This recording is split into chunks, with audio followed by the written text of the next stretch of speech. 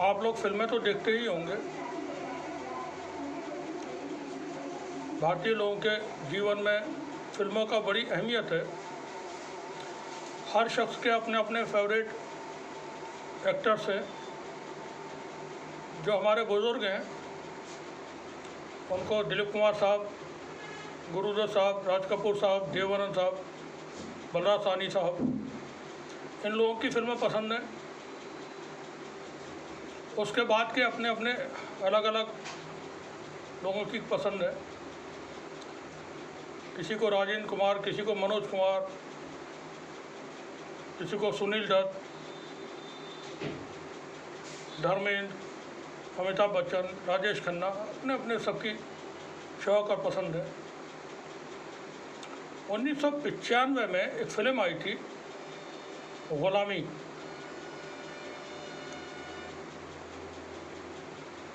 अगर न देखी हो तो इसे देखें ज़रूर फिल्म को, और पूरी फिल्म शुरू से आखिर तक देखें। उसके जो डायलॉग्स हैं उसको गौर से सुनें। उसमें कौन सी चीज़ कहाँ पर रखी हुई है समझने की कोशिश करें, क्यों रखी हुई है।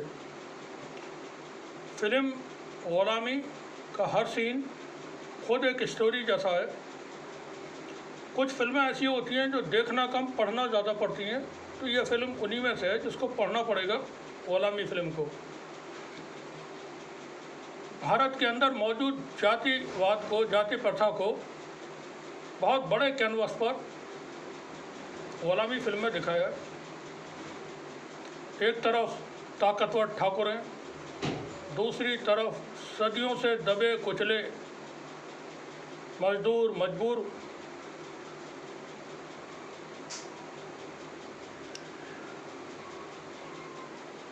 जाट, जो अपने साथ, अपने नाम के साथ चौधरी लगाते हैं, वो लोग हैं। फिल्म उन्हीं की कहानी पर है। फिल्म की जो स्टार कास्ट है उसमें धर्मेंद्र, मिथुन चक्रवर्ती, नसीरुद्दीन शाह, रीना रॉय, स्मिता पाटिल, कुलभूषण खुरमुंदा, रजा मुराद, सदाशिव अमृकापुर, सदाशिव अमरीश पुरी के बड़े भाई, मदनपुरी के बड़े भाई, वो लोग शामिल हैं। फिल्म के डायरेक्टर प्रोड्यूसर जेपी दत्ता थे। संगीत लक्ष्मीकांत प्यारेलाल का था।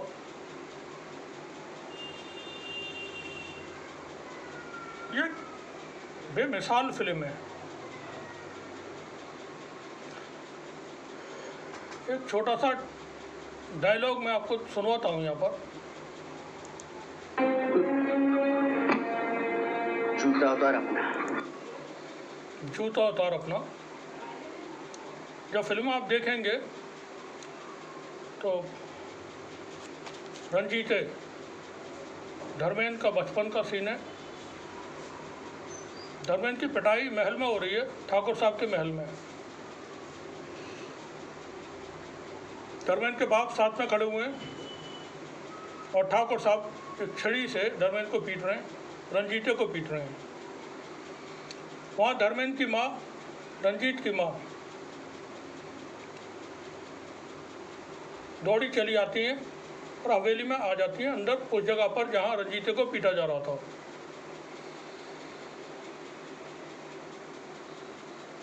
ठाकुर साहब को ये बात बड़ी नागवार लगी और वो कहते हैं इस हराम के पिल्ले को तो बाद में, लेकिन तू ये बता, हवेली में आते वक्त ये भूल गई कि पैरों की जूतियाँ कहाँ होनी चाहिए।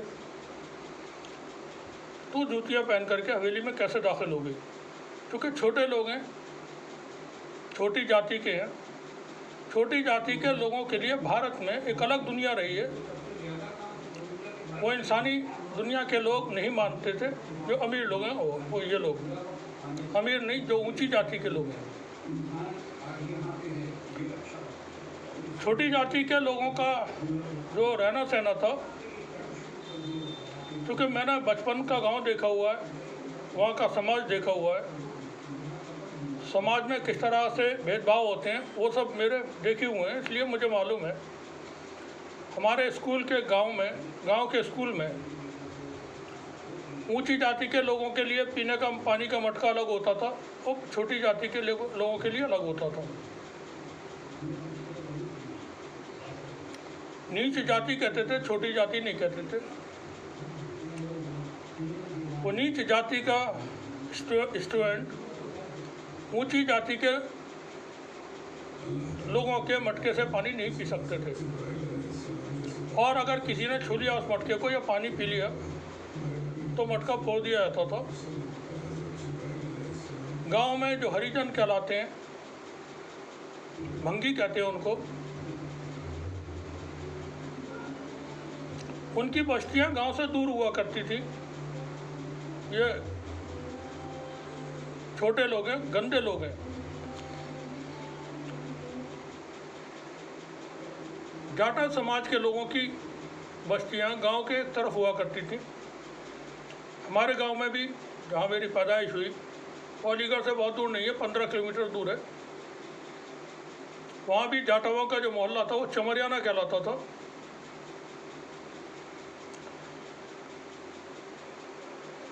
यही समाज था।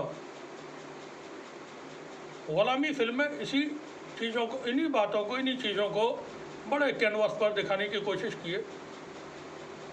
रंजीते की माँ हवेली में दाखिल हो जाती है।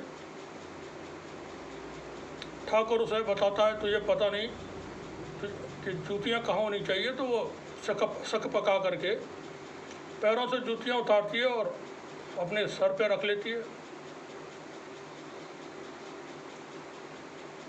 रंजीते को पीट पाट करके ठाकुर साहब हवेली से बाहर भगा देते हैं। आप खड़ा हुआ देखता रहता है, कह नहीं सकता था कुछ भी। ठाकुर साहब के सामने बोलने की किसकी हिम्मत हो सकती थी।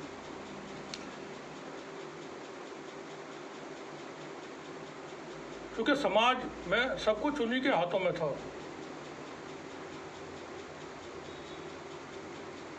अभी भी कुछ ऐसा ही है। आज भी चीज़ें बदली नहीं है बहुत ज़्यादा। थोड़ा सा फर्क, मान्यवर काशीराम जी ने जो आंदोलन शुरू किया था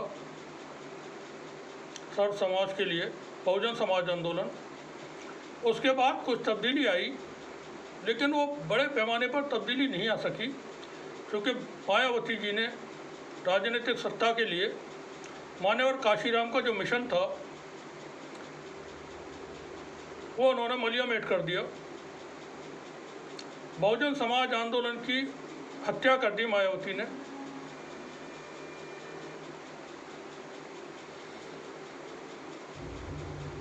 रंजीते को निकाल दिया जाता है, माँ और बाप चले आते हैं। जब रंजीते को निकाला जाता है तो वो घूर के देखता है ठाकुर साहब के हवेली में लगी हुई एक मूर्ति को। तो ठाकुर साहब कहते हैं क्या देख रहा है, गाली बकते। तो बच्चा रंजीते कहता है देख रहा हूँ जगत की माँ के पैरों में तो फूल हैं और मेरी माँ के सर पे जूतियाँ। आग थी उस फिल्म में, एक टेम्परेचर था बहुत ज़बरदस्त तरीके का, रोंगटे खड़े कर देने वाला।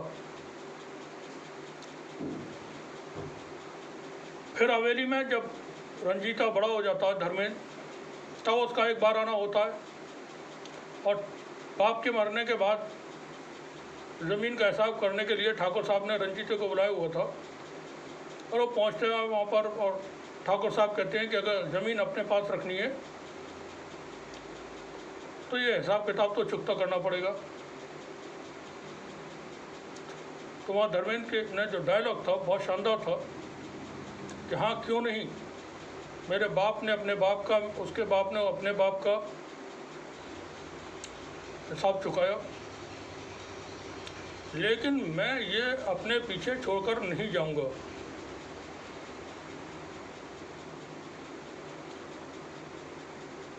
मैं ये अपने पीछे छोड़ करके नहीं जाऊंगा और इस सिलसिले को यहीं ख़त्म करूंगा।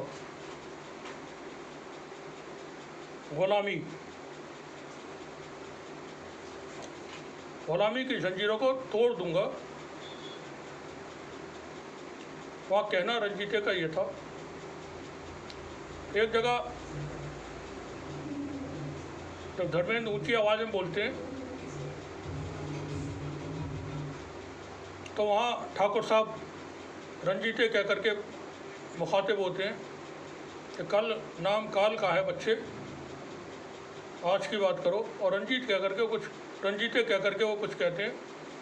तो वहाँ धर्मेंद्र का बहुत ही जोरदार एक डायलॉग था, चौधरी रंजीत सिंह कहो ठाकुर, रंजीते नहीं चौधरी रंजीत सिंह कहो ठाकुर। तो यह एक गैर मामूली फिल्म थी उस वक्त की जिसका हम जिक्र कर रहे हैं, और जिक्र इसलिए कर रहे हैं कि भारत में इस वक्त एक बड़ी डिमांड उठी हुई है, वह जातिगत जनगणना को लेकर के। अब हम आ जाते हैं अपने असल टॉपिक पर, जातिगत जनगणना। मैंने ये जो गुलामी फिल्म का आपको बताने की कोशिश की इस परिप्रेक्ष्य में कि जातिगत जनगणना क्यों ज़रूरी है, ये आप समझ सकें। सरकार नहीं चाहती है, आरएसएस और भारतीय जनता पार्टी नहीं चाहती है कि जातिगत जनगणना हो, यह पता चल सके कौन कितने लोग किस जाति के हैं। यह पता चलने पर आरएसएस का जो हिंदुत्व का मॉडल है, तो भी हिंदू, ये भी हिंदू, वो भी हिंदू, फलाने हिंदू, सब हिंदू, मुसलमान भी हिंदू, सिख भी हिंदू, ईसाई भी हिंदू, सब, वो उनका ताना बाना सब बिखर के रह जाएगा जब लोगों को पता चलेगा जाटव इतने हैं भारत के अंदर, इतने हरिजन हैं, इतने खटीक हैं, हर जाति की संख्या सामने आ जाएगी और वो लोग फिर राजनीतिक रूप से अपनी हिस्सेदारी मांगेंगे। उनके जो लीडर्स हैं, सोशल वर्कर्स हैं, वो अपने लोगों को के अंदर चेतना पैदा करेंगे कि अरे हमारी तादाद इतनी है और हमें मिल कुछ भी नहीं रहा है। सारी जो क्रीम है, सारी जो मलाई है, वो तो सब ये अंबानी, अडानी और जो सेठ साहूकार लोग हैं, जिनकी हवेलियां आखिर में गुलामी फिल्म के एंड में धर्मेंद्र ने आग के हवाले की थी, और उनकी पोती पत्रा जो इसमें बही खाते थे, वो सब होली जलाई थी उनकी। ये सब ऐसा होगा। ये जो सेठ साहूकार बैठे हुए हैं जमे हुए समाज के अंदर, इनके आग लग जाएगी, इनका जो तंत्र है वो बिखर के रह जाएगा। आरएसएस और भारतीय जनता पार्टी इन बातों को समझती है और वो ये चाहते हैं कि जातिगत जनगणना न हो। अब केरल के पलक्कड़ में आरएसएस का 3 दिवसीय एक बैठक हुई थी। बैठक के आखिरी दिन आरएसएस के अखिल भारतीय प्रचारक सुनील अम्बेडकर हैं, उन्होंने प्रेस वार्ता की। सुनील अम्बेडकर ने कहा कि हिंदू समाज में जाति और जातीय संबंध एक संवेदनशील मुद्दा है। यह हमारी राष्ट्रीय एकता और अखंडता के लिए बहुत महत्वपूर्ण है, बहुत महत्वपूर्ण मुद्दा है। इसे बहुत गंभीरता से निपटाना चाहिए, ना कि केवल चुनाव या राजनीति के लिए। आप धर्म के लिए इस्तेमाल कर रहे हैं उस मुद्दे को और यहाँ संदेश दे रहे हैं कि चुनाव और राजनीति के लिए इसका इस्तेमाल न हो। अम्बेडकर ने कहा, आरएसएस को लगता है कि सभी कल्याणकारी योजनाओं के लिए विशेष रूप से जो जाति पिछड़ रही हैं उन पर विशेष ध्यान देने की ज़रूरत है, और इसके लिए अगर सरकार को कभी आंकड़ों की ज़रूरत है तो ये स्थापित परंपरा है। उन्होंने कहा कि इससे पहले भी सरकार ने इस तरह का काम किए हैं, इसलिए वह आगे भी कर सकती है, लेकिन यह केवल उन समुदायों और जातियों के कल्याण के लिए किया जाना चाहिए। इसे चुनावी राजनीति के उपकरण के तौर पर इस्तेमाल नहीं किया जाना चाहिए। इसलिए हमने सभी के लिए इस बारे में सावधानी बरतने की बात कही है। SC/ST के उपवर्गीकरण का मुद्दा भी सामने है, क्योंकि सुप्रीम कोर्ट ने कहा है कि वो कहा था कि राज्य चाहें तो ऐसा कर सकते हैं। इसको लेकर अंबेडकर ने कहा, हमारा मानना है कि संवैधानिक आरक्षण बहुत महत्वपूर्ण है। संघ ने इसका हमेशा समर्थन किया है। कोर्ट में जो बात हुई वो बहुत संवेदनशील मुद्दा है। इस पर सरकार और कानूनी अधिकारियों को फैसला लेना चाहिए, लेकिन ये सुनिश्चित करना चाहिए कि आरक्षण का लाभ लेने वाले वालों समेत सभी समुदायों के बीच सहमति बनने की कोशिश हो। इससे पहले कोई कदम नहीं उठाया जाना चाहिए। अब जो आरएसएस की तरफ से बयान आया और आरएसएस ने कहा कि जो अम्बेडकर साहब का बयान है ये पूरा हमने यहाँ है नहीं। आरएसएस ने कहा कि जातिगत जनगणना नहीं होनी चाहिए। जो कुल मिलाकर के उसका समरी है वो ये कि जातिगत जनगणना नहीं होनी चाहिए। अब आरएसएस के बयान पर राजनीतिक दलों ने अपनी प्रतिक्रिया दी है। कांग्रेस पार्टी की तरफ से मल्लिकार्जुन खड़गे ने सोशल मीडिया एक्स पर लिखा, आरएसएस स्पष्ट रूप से देश को बताए कि वो जातिगत जनगणना के पक्ष में है या विरोध में। देश के संविधान के बजाय मनुस्मृति के पक्ष में होने वाले संघ परिवार को क्या दलित, आदिवासी, पिछड़े वर्ग और गरीब वंचित समाज की भागीदारी की चिंता है या नहीं। वहीं बिहार के उप मुख्यमंत्री और आरजेडी नेता तेजस्वी यादव ने पत्रकारों से कहा कि आज कोई खुलकर नहीं कह सकता कि जातिगत जनगणना न हो, लेकिन उनके मन में है कि न हो, उनके मतलब आरएसएस के। लेकिन भारतीय बीजेपी बार बार इन मुद्दों को खड़ा कर रही है, क्योंकि कंगना रनौत से अभी पूछा गया था तो उसने मना कर दिया था कि ये नहीं होनी चाहिए। या लालू प्रसाद यादव ने भी कहा है, वो हम सबसे आखिर में बताएंगे। जयराम रमेश ने सीधे सीधे आरएसएस पर निशाना साधा। उन्होंने एक्स पर लिखा, जातिगत जनगणना को लेकर आरएसएस की उपदेशात्मक बातों से कुछ बुनियादी सवाल उठते हैं। पहला, क्या आरएसएस के पास जातिगत जनगणना पर निषेध अधिकार है? दूसरा, जाति जनगणना के लिए इजाज़त देने वाला आरएसएस कौन है? तीसरे, आरएसएस का क्या मतलब है जब वो कहता है कि चुनाव प्रचार के लिए जाति जनगणना का दुरुपयोग नहीं किया जाना चाहिए? क्या यह जज या एम्पायर बनना है? और चौथा, आरएसएस ने दलितों, आदिवासियों और ओबीसी के लिए आरक्षण पर 50% की सीमा को हटाने के लिए संवैधानिक संशोधन की आवश्यकता पर रहस्यमय चुप्पी क्यों साध रखी है? इसके साथ ही जयराम रमेश ने पूछा, अब जब आरएसएस ने हरी झंडी दिखा दी है, तब क्या नॉन बायोलॉजिकल प्रधानमंत्री कांग्रेस की ओर से एक गारंटी को हाईजैक करेंगे और जातिगत जनगणना करवाएंगे? अब जो आरएसएस की तरफ से बयान आया है तो उसके बाद बहुत सारे राजनीतिक रूप से बयान मुख्तलिफ पार्टियों के लीडर्स की तरफ से आ रहे हैं। लालू प्रसाद यादव ने एक बहुत ही शानदार पोस्ट लिखी है एक्स पर। उन्होंने क्या लिखा है, ये हम आपको बीबीसी से पढ़ करके सुना रहे हैं। लालू प्रसाद यादव ने लिखा है कि इन आरएसएस और बीजेपी वालों का कान पकड़कर, लालू जी हैं तो वो इसी तरह का, इन आरएसएस और बीजेपी वालों का कान पकड़कर दंड बैठक कराकर इनसे जातिगत जनगणना करवाएंगे। इनकी क्या औकात है जो जातिगत जनगणना नहीं कराएंगे? लालू प्रसाद यादव ने अपनी पोस्ट में लिखा, इन्हें इतना मजबूर करेंगे कि जातिगत जनगणना करवानी ही पड़ेगी।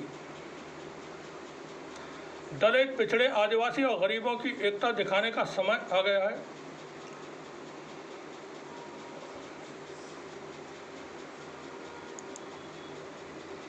बीजेपी के ऊपर बड़ा प्रेशर है इस वक्त। आरएसएस इस प्रेशर को अपने बयान के जरिए, जो उन्होंने कहा है अपने प्रवक्ता से कहलवाया है, वो इस प्रेशर को डाइल्यूट करना चाहती है। आरएसएस की कोशिशें यही रहती हैं कि वो सरकार के ऊपर जो प्रेशर बने तो उसकी ढाल बन के खड़ी हो जाती है, बचाने की कोशिश करती है। गुलामी का एक डायलॉग सुनवाते हैं। अपने सर पर रख अपने सर पर। अब यहाँ ठाकुर को पकड़ लेते हैं धर्मेंद्र फिल्म के एंड में, और जूते, उस ठाकुर को जिसने उनकी माँ के सर पे जूते रखवाए थे, और उसको हवेली में पकड़ा हुआ है और कहते हैं कि जूते अपने सर पे रख, और वो रखने पड़ते हैं फिर ठाकुर को। और फिर थोड़ा सा और आगे का है, क्यों कुछ याद आया ठाकुर? क्यों कुछ याद आया ठाकुर? वो जो सीन था शुरू का जो हमने बताया था, उसे याद दिला रहे हैं, आप भी याद करें भारत का समाज कैसा है। सितारा जो टूट गया, ये एक किताब है, बहुत खूबसूरत। अल्तमश, मुझे इस वक्त पूरा नाम याद नहीं, उनका लिखा हुआ बहुत शानदार नावल है और ये मोहम्मद बिन कासिम के ऊपर है। आप पढ़ें इसको, कहीं भी ये उर्दू में, हिंदी में कहीं भी मिल जाएगा, इंग्लिश वगैरह में आपको। उसकी ज़बान बहुत अच्छी है और जिस तरह से उसको लिखा गया है, जो बयान किया है वाक़यात, वो बहुत शानदार है, बेमिसाल है। सितारा जो टूट गया, उसमें भारत के समाज को 711 ईस्वी में कैसा था। 711 ईस्वी में मोहम्मद बिन कासिम 17 साल की उम्र में भारत आए थे। 5 साल के अंदर उन्होंने पूरा सिंध और ये पंजाब के कुछ इलाके फतह कर लिए थे। आज का जो पाकिस्तान के अंदर इस्लामाबाद कैपिटल है पाकिस्तान की, उसका नाम ब्राह्मणाबाद हुआ करता था उस दौरान, और आज़ाद दाहिर की हुकूमत हुआ करती थी ब्राह्मणाबाद पे, पूरे पे जो सिंध प्रांत है उस पर। अफ़गानिस्तान के भी हिस्से थे और ये सब। तो ये मोहम्मद बिन कासिम ने फतह कर लिए थे। 21 साल की उम्र में, 22 साल की उम्र में मोहम्मद बिन कासिम इस दुनिया से रुखसत हो गए थे। 5 साल का वक्त उनको मिला था। उनके चचा थे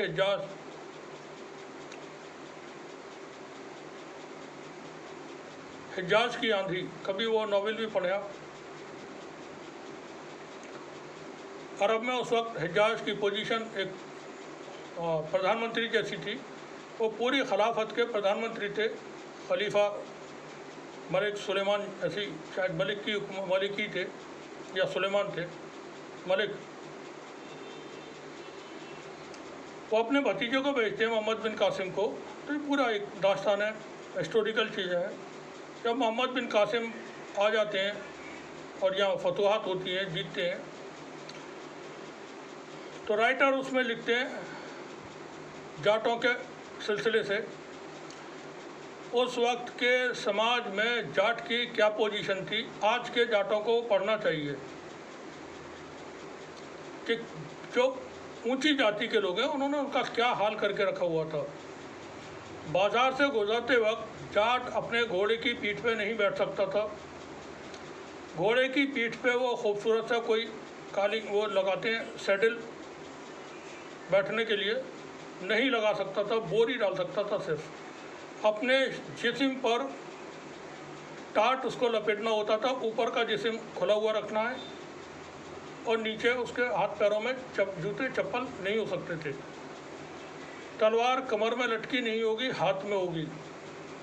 बाजार से गुजरेंगे आपका सर नीचे होना चाहिए, सर पे पगड़ी आपके भूल चूक से नहीं होना चाहिए। ये पोजीशन थी जाटों की 711-12 ईस्वी में। मोहम्मद बिन कासिम जाटों के कुछ कबीलों के सरदारों को मिलना चाहते हैं, उन्हें बुलाते हैं। जंग का मामला था तो उनको वो चाह ये रहते कि ये न्यूट्रल हो जाएं, जंग में पार्टिसिपेट न करें, यह हमारे पक्ष में हो जाए।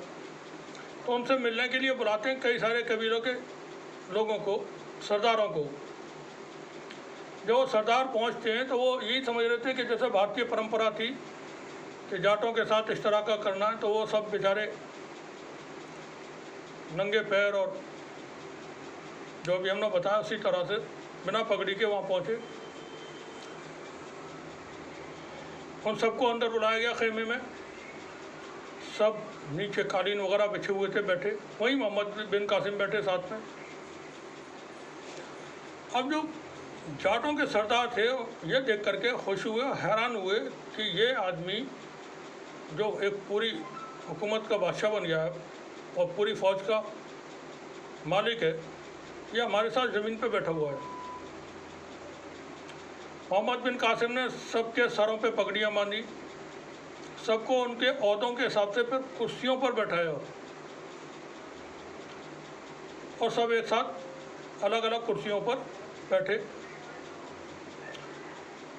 चलते वक्त बड़े कीमती उनको तोहफे भी दिए। इस दौरान जो बातचीत होनी थी जंग को लेकर के वो हुई, और फिर बाद में जाटों ने अपने आप को न्यूट्रल रखने का उनको वादा किया कि हम लड़ेंगे नहीं किसी की तरफ से भी, ना आपके पक्ष में लड़ेंगे ना आपके ख़िलाफ़ लड़ेंगे। और वो यही चाहते थे मोहम्मद बिन कासिम कि इनसे कोई सुलह हो जाए, क्योंकि ये बड़ी बहादुर कौम है। अगर ये भी जंग में होंगे तो फिर हमको नुकसान होगा और हो सकता है हम ना भी जीत पाएँ। तो मैंने बताने की कोशिश ये की, जो भारतीय समाज था, ग़ुलामी फिल्म हो या 711 ईस्वी का भारत या आज 2024 का भारत, जब आप शहर से निकल के 4 किलोमीटर, क्योंकि दुनिया दो तरह की है भारत में, शहरों की ज़िंदगी अलग है। जैसे ही शहर से आप 3 किलोमीटर बाहर निकल के जाते हैं, 2 किलोमीटर बाहर जाते हैं, तो वो गांव शुरू हो जाते हैं। वो देहात का अलग तरह की ज़िंदगी है, वहाँ की ज़बान भी आपको अलग मिलेगी और भी चीज़ें अलग मिलेंगी। जब गांव में आप जाएंगे तो वहाँ देखेंगे समाज कैसा है और लोग कितने बटे हुए हैं। ये ब्राह्मणों का मोहल्ला है, ये ठाकुरों का मोहल्ला है, ये जाटवों का मोहल्ला है, ये हरिजनों का मोहल्ला है। एक दूसरे से मिलते जुलते हैं, रामा कृष्णा होती है, मगर गुंजाइशें नहीं है। थोड़ा बहुत जो लोगों में तब्दीली आई तो मान्यवर काशीराम के बहुजन समाज आंदोलन से आई। जातिगत जनगणना बहुत ज़रूरी है और लोगों को उनका हक मिलना बहुत ज़रूरी है। हम इसी पर ये बात करना चाहते थे, क्योंकि आरएसएस और भारतीय जनता पार्टी की कोशिश ये है कि ये ना हो और ये पता ना चले किसकी कितनी जनसंख्या है। फिर वो लोग सचेत हो जाएंगे, डिमांड्स करने लगेंगे। तो इसको डाइवर्ट करने के लिए मुद्दे को, और वो कंगना रनावत हों या दूसरे और लोग, इस तरह के लोगों से बयान भी दिलवाए जा रहे हैं अलग अलग मीडिया प्लेटफॉर्म्स पर। ग़ुलामी की परंपराओं को टूटना ही चाहिए।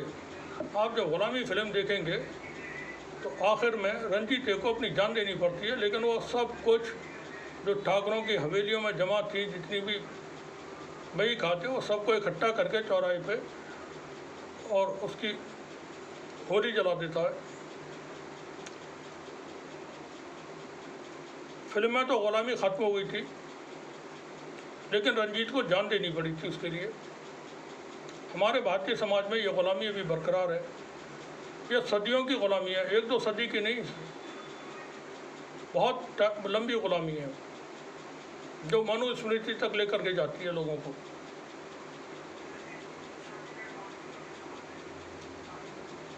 अनंत काल से चली आ रही है ये ग़ुलामी। कब ख़त्म होगी, आज के हालात में, आज के भारत में नहीं कह सकते हैं कि ख़त्म होगी, क्योंकि अभी भी भारत को हिंदू राष्ट्र बनाने की कोशिशें जारी हैं। नागपुर उसके लिए सक्रिय है, सरकार भी उसमें मददगार साबित होती है। अखंड भारत बनाना है आरएसएस को, भारत को हिंदू राष्ट्र बनाना है।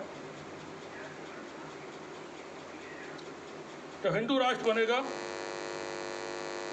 तो फिर ये परंपराएं, ये भेदभाव कभी नहीं ख़त्म हो सकते हैं। शुक्रिया आप सभी का।